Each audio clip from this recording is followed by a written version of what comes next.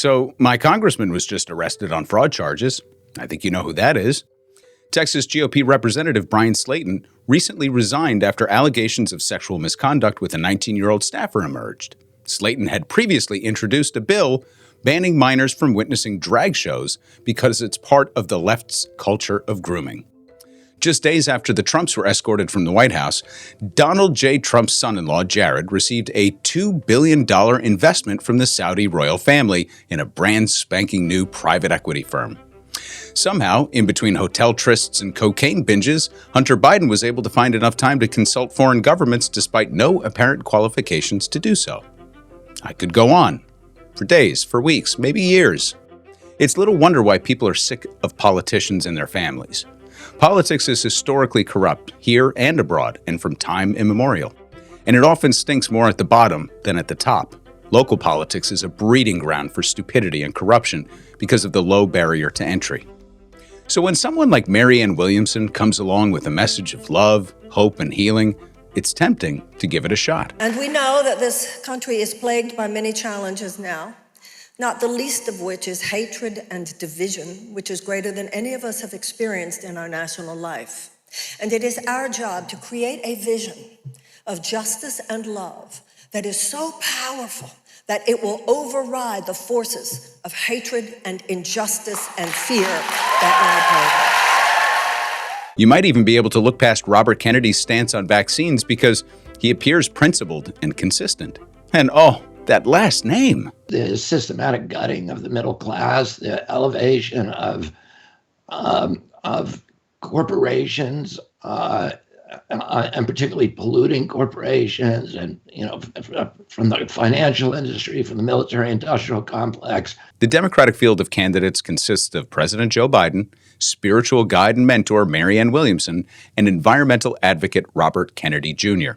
The Republican field is already cluttered with a car full of clowns, including disgraced President Donald Trump. These are the choices presented to the American public for the highest office in the land. Now, I consider myself a progressive, and Joe Biden, far and away, still has my vote. And here's why. Because this isn't a fucking game. UNFTR. Forget the Republican field. That's of no concern to this audience. Let's talk progressivism. And I'm not going to get lost in the accusations against Williamson and Kennedy. They've been around long enough to have compiled a litany of embarrassing statements and positions that should have discounted them entirely from the process.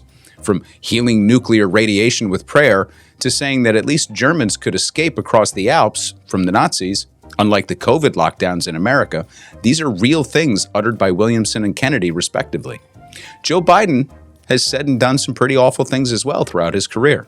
I'm certainly not going to measure candidates by the ridiculous things that they've said over the years. This is a different argument, one that challenges progressives to think critically about what it is we're trying to build in this country. Both Williamson and Kennedy are promoting a progressive agenda. Break up the oligarchy, get money out of politics, reparations for black people in the case of Williamson, punishing polluting corporations, universal health care, criminal justice reform. Name the major issue on the progressive platform to the extent that there's consensus and they conveniently check the boxes. So why not applaud them for running? Max, haven't you said before that it's important to run progressive candidates in primaries in order to promote our ideals? Isn't it incumbent upon us to challenge the establishment Democrats, if for no other reason than to force them to shift to the left just like Bernie did to Biden? Yes and yes. So what's the problem, right? The problem is the system that they're stepping into doesn't allow for magical thinking with zero experience. Forget the fact that they've skipped the line in such egregious fashion. Lost a congressional race, Marianne? Hell, just run for president then. We have one example in our very brief history of a candidate with zero experience actually winning the top job, and it literally tore the country apart. Instead of draining the swamp, Trump backfilled it with the worst people in the world, and what we got was what we paid for. That's what happens when you don't have a team, or a plan, expertise, experience, coalitions. The system overwhelms you, and the worst elements take over key positions of influence because the serious people will have nothing to do with you.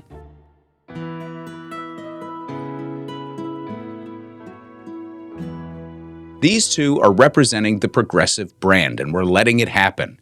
Every awful thing that they've said and done will be surfaced, and they'll be mercilessly mocked by the establishment media.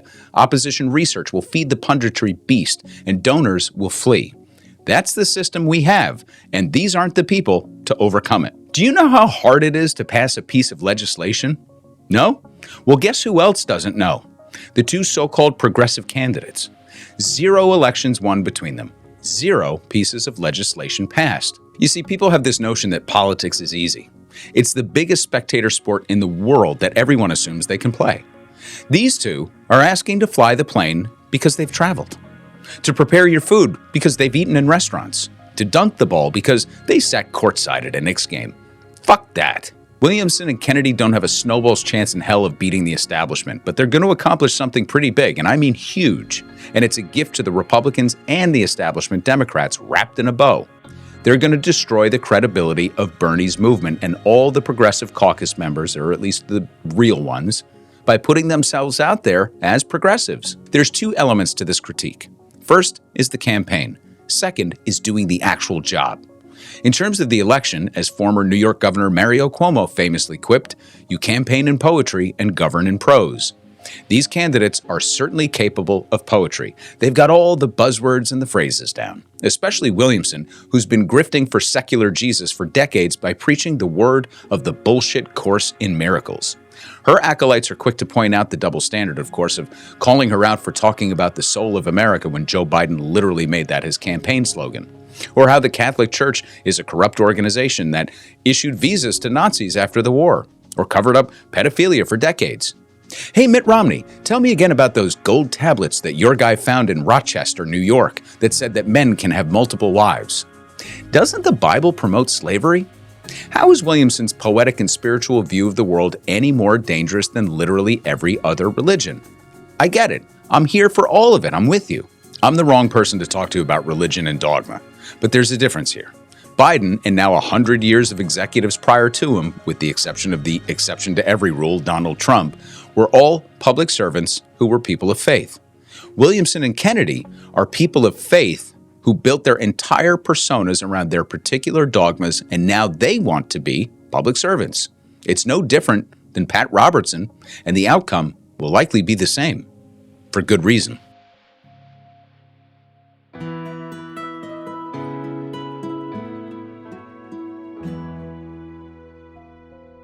Without going further on their particular grifts, let's talk about how Williamson and Kennedy are going to get smoked in the primary. That comes down to the fundamental reality that exists in the current structure of our politics. Money talks, bullshit walks. Does that need to change? Of course. That's the central thesis of this entire show. Are these the candidates that are going to change it? No. They have no organizations, no ground game, no allies at the state and local level willing to hurl themselves in front of a moving train to accomplish something. No evidence that they can build coalitions. Followings are not coalitions. People with followers who look to get into politics at quite literally the highest level without understanding anything of the process, or real power players, become demagogues. Again, for reference, see one Donald J. Trump. Now, it sounds like I'm making a swamp argument. I know. That I want more of the same bureaucratic politicians who grew up inside of the system and are corrupted by it. But there's a difference. Take the beloved Obama-Biden team that establishment Democrats love so dearly. Obama, Harvard Law, constitutional law scholar, community organizer, senator, president, chose one of the most seasoned senators as his running mate to overcome his lack of credentials and youth. Someone who could twist the arms in Congress and get things done. The guy behind the guy who knows where the bodies are buried. They came in with a mandate and a majority in both houses, even a filibuster-proof majority for a period of time. And what happened? No bankers were punished after the financial crisis.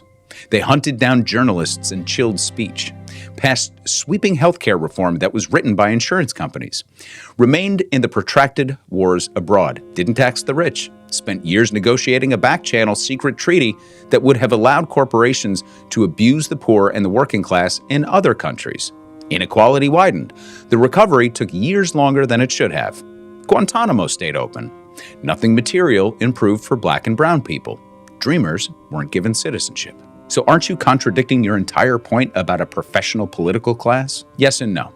There's a lot here, so bear with me.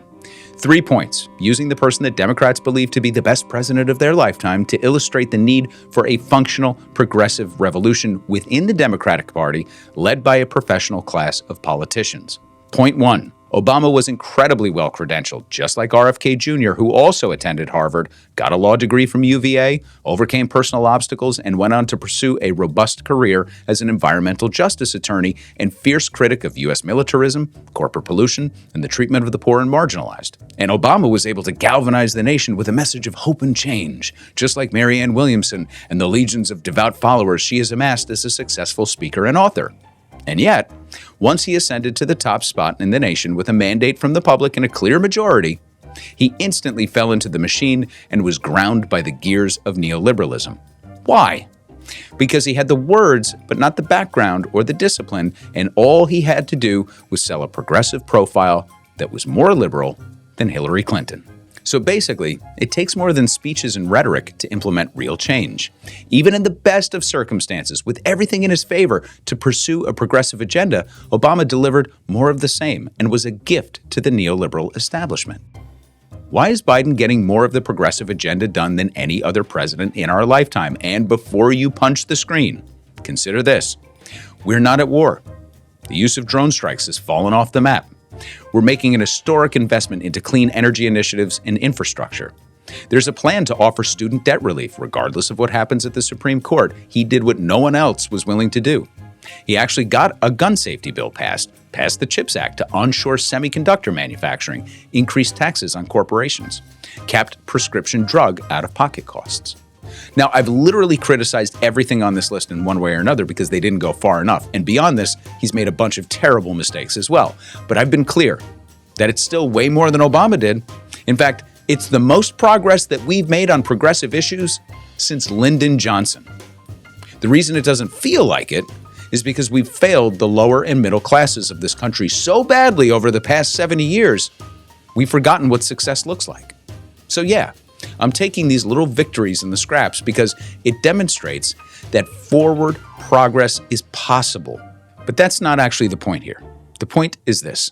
There's no fucking way any of this is on the agenda without Bernie Sanders. Bernie scared the shit out of the establishment because he was actually winning the primary before South Carolina. If not for Clyburn and COVID, we'll never really know what might have been. But I know this, he had the DNC on the ropes and a few things happened as a result. First off, over the past decade or so, we've seen a wave of progressive candidates that grew up under Bernie's messaging. Inequality, Medicare for all, stop endless wars. Now, Bernie didn't invent these concepts, but he'd been saying them the longest as a public official, and he got them mainstreamed.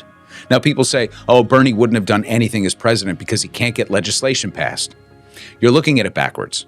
Has he sponsored and passed sweeping legislation like Medicare for all? Nope.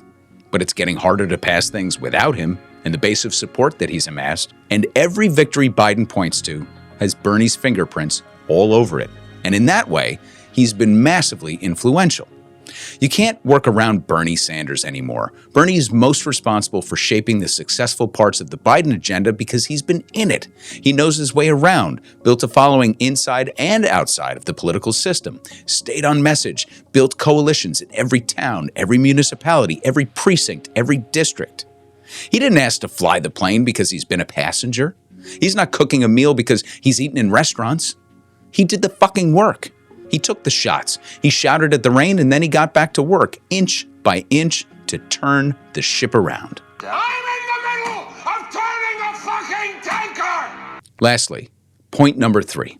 I spent close to 30 years, if not more, helping to build the conservative legal movement. And at some point or another, I just said to myself, well, if this can work for law, why can't it work for lots of other areas of American culture and American life where things are really messed up right now? Wokeism in the corporate environment, in the educational environment, one-sided journalism, entertainment that's really corrupting our youth.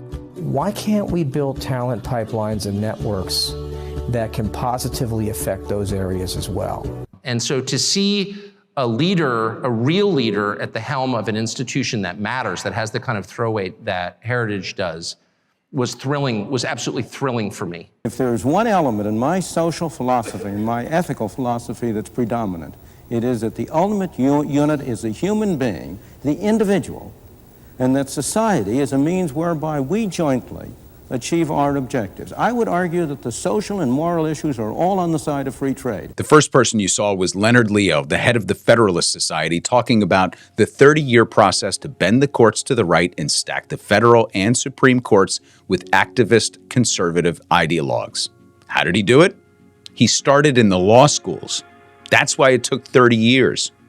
Now we have a conservative 6-3 majority on the Supreme Court.